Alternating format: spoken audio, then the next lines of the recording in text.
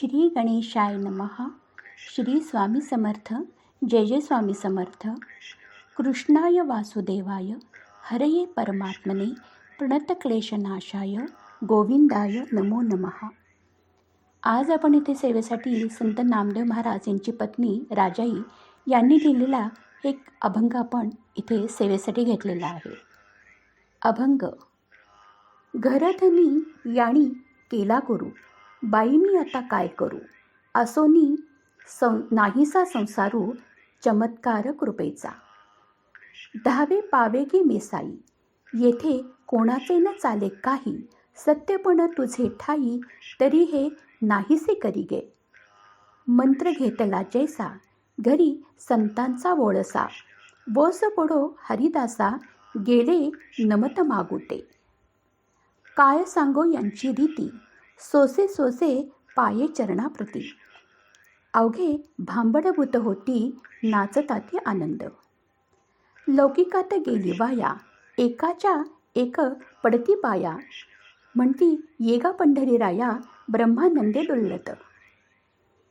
पांढरा स्फटिक व्याली पाही, त्याने जोडीला शेषशाही, काय राजाई करू म्हणे. अर्थ. हा अभंग संत नामदेव महाराजांच्या चरित्रातील एक अत्यंत सुंदर प्रसंग सांगतो.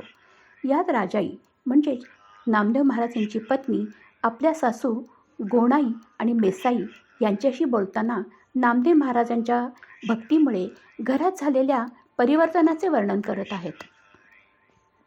त्या म्हणतात, माझ्या घरधन्याने म्हणजेच नामदेव महाराज यांनी संतांना गुरु केले. आता मी काय करू, घर असूनही संसारच नाहीसा झाला आहे. हे सर्व गुरुकृपेचा विलक्षण चमत्कार आहे. राजाई मेसाईला म्हणते, लवकर ये, येथे कुणाचे काहीच चालत नाही. तुझे बोलणे जर खरं असेल तर हा बदल थांबवून दाखव. नामदेवांनी गुरुकडून मंत्र घेतल्यापासून घरात सतत संतांचा वावर असतो. हरिदास भक्त सतत येतात आणि नमस्कार करून परत जातात. या भक्तीची रीती कशी सांगू. सर्वजण संतांच्या चरणी लीन होतात.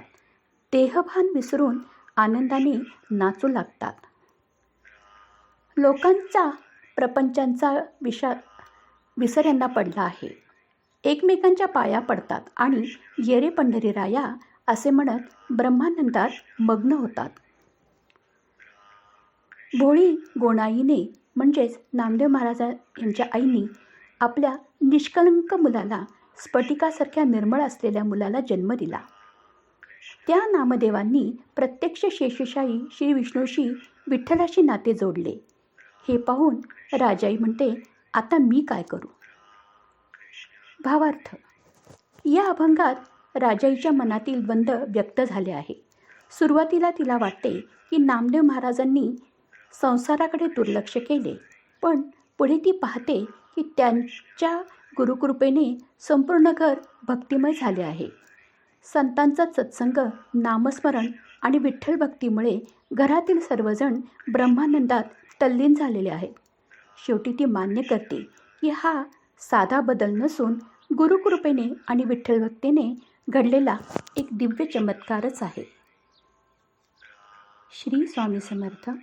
जय जय स्वामी समर्थ.